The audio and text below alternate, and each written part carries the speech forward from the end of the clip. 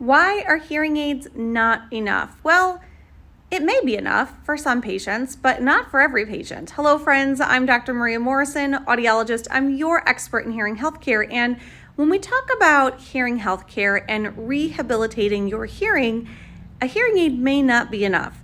When we do a hearing evaluation, we look at how soft you can hear sounds, right? Press the button, raise your hand, and that's looking at how well your ears are able to pick up the sounds. Then we're going to have you repeat some words in quiet and repeat some words in noise. And this is looking at how well does your brain interpret the information that the ear is sending in. This is the most important part.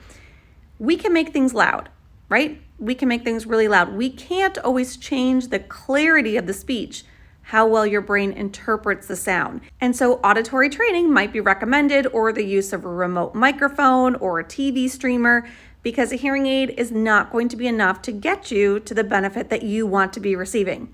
All right, I hope this was helpful. If you have questions, leave those in the comments and I'll get back to you. Bye-bye.